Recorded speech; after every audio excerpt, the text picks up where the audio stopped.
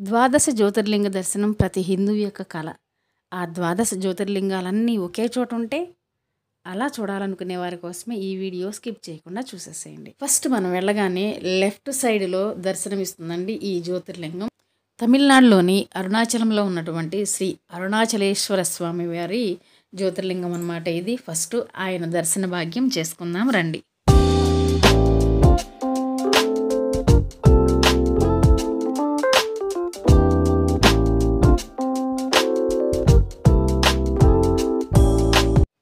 So ఆ స్వామివారి దర్శనం అయిపోయిన తర్వాత కొంచెం ముందుకు వస్తే ముఖద్వారం అంటే మెయిన్ ఎంట్రన్స్ అంటాం కదండి, అది దానికి ఇరువైపులా రెండు పెద్ద నంది విగ్రహాలు అయితే ఉన్నాయన్నమాట. సో ఆ రెండింటి దర్శనం అయిపోయిన తర్వాత కొంచెం ముందుకి అంటే రైట్ సైడ్గా వెళ్తే మనకి దర్శనమిస్తుంది ఇంకొక జ్యోతిర్లింగం. అదే నేపాల్లోని ఖాట్మండ్లో ఉన్నటువంటి శ్రీ పశుపతినాథ్ మందిరం యొక్క నమూనా అండి. ఇది కూడా ఇంకొక జ్యోతిర్లింగం అనమాట. మేము నిజంగానే ఈ జ్యోతిర్లింగ దర్శనం అయితే చేసుకున్నాం అనమాట. చాలా బాగుంటుంది. సో ఎంట్రన్స్లో ఉన్నటువంటి ఆ రెండింటి దర్శనాలు అయిపోయిన తర్వాత నేనైతే లోపలికి వచ్చానండి. లోపలికి వచ్చిన తర్వాత ఇక్కడైతే ఫస్ట్ ముందుగా మనకి ఒక శివలింగం అయితే దర్శనమిస్తుంది. నేను స్టార్టింగ్లో మీకు సముద్రం చూపించాను కదండి, ఆ సముద్ర స్నానం చేసుకొని ఆ వాటర్ని ఇక్కడికి తీసుకువచ్చి చక్కగా ఆ శివయ్యకి అభిషేకం చేసుకోవచ్చు అనమాట. ఆ తర్వాత కొంచెం ముందుకు వెళ్తే అతి పెద్ద విగ్రహాలు అంటే ఆ శివయ్య యొక్క విగ్రహాలు పెద్ద పెద్ద విగ్రహాలు దర్శనమిస్తాయండి. వాటిని కూడా ఒక్కసారి చూసేసేయండి.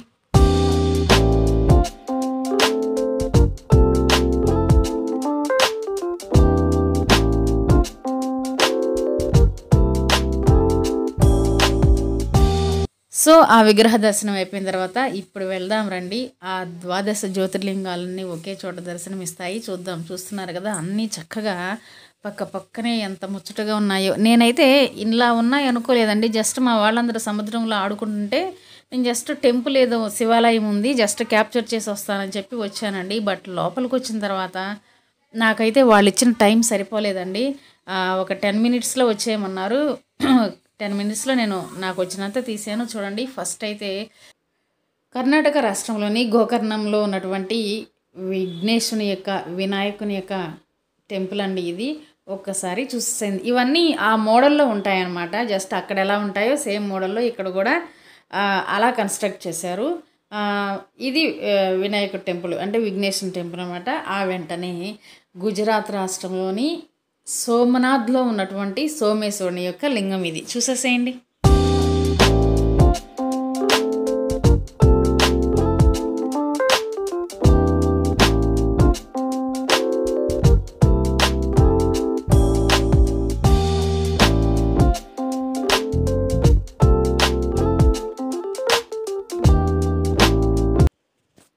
సో వెంటనే నెక్స్ట్ మన ఆంధ్రప్రదేశ్లోని శ్రీశైలంలో ఉన్నటువంటి శ్రీ మల్లికార్జున స్వామి వారి జ్యోతిర్లింగం అండి. ఈ జ్యోతిర్లింగ దర్శనం కూడా చేసేసుకోండి.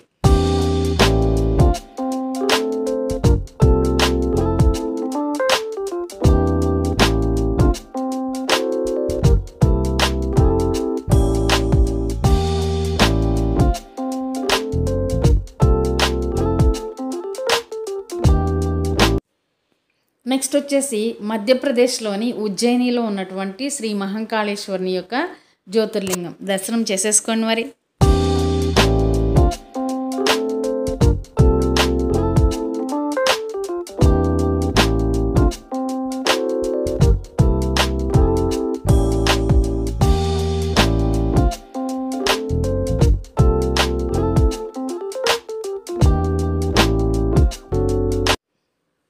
ఆ తర్వాత మధ్యప్రదేశ్ రాష్ట్రంలోని ఇండోర్లో ఉన్నటువంటి శ్రీ ఓంకారేశ్వర జ్యోతిర్లింగం అండి. ఆ జ్యోతిర్లింగ దర్శనం కూడా కానిచ్చేసేయండి మరి.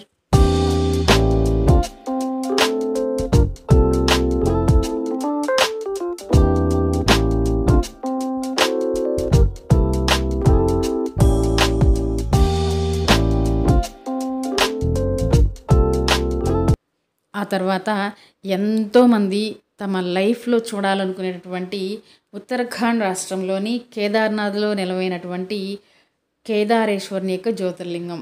ఈ జ్యోతిర్లింగ దర్శనం అనేది ప్రతి హిందువు కూడా తన జీవితంలో ఆ దర్శనం చేయాలనేది ఆశయంగా పెట్టుకుంటాడు. అండ్ మా ఆశయం అయితే నెరవేరింది. సో ఆ తర్వాత మహారాష్ట్రలోని పూణే పట్టణంలో ఉన్నటువంటి శ్రీ భీమేశ్వర్ని యొక్క జ్యోతిర్లింగం, ఆ జ్యోతిర్లింగ దర్శనం కూడా కానిచ్చేయండి మరి.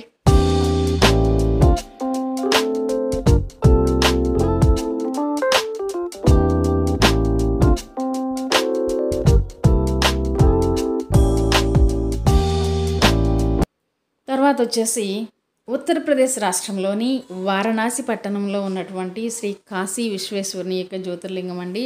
సో ఇది కూడాను మనకందరికీ చాలా పరిచయం ఉన్నటువంటి జ్యోతిర్లింగమే. అండ్ ప్రతి ఒక్కరూ తమ జీవితంలో వెళ్ళాలనుకునేటువంటి ప్లేస్ కాదంటారా?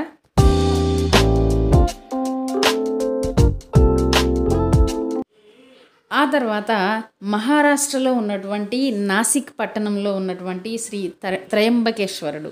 ఓకేనా? ఈ లింగ దర్శనం కూడాను ఎంతో పుణ్యం అంటండి. కంపల్సరీ మహారాష్ట్ర స్టేట్ వెళ్తే ఆ దర్శనం అంటే ఆ లింగ దర్శనం మాత్రం తప్పకుండా చేసుకోండి.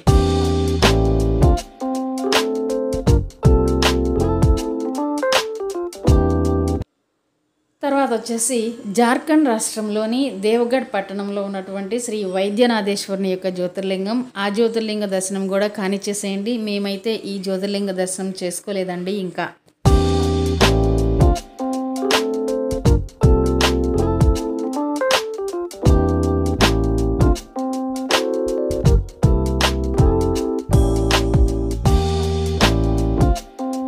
ఆ తర్వాత గుజరాత్ రాష్ట్రంలోని ద్వారకా దగ్గరలో ఉన్నటువంటి శ్రీ నాగేశ్వరుడు అనమాట. ఈ జ్యోతిర్లింగ దర్శనం కూడా మాకు అయిపోయిందండి. మీరు కూడా అంటే అంత దూరం వెళ్ళలేని వారి కోసం నేను ఇక్కడ దర్శనం చేయిస్తున్నాను, చేసేసుకోండి.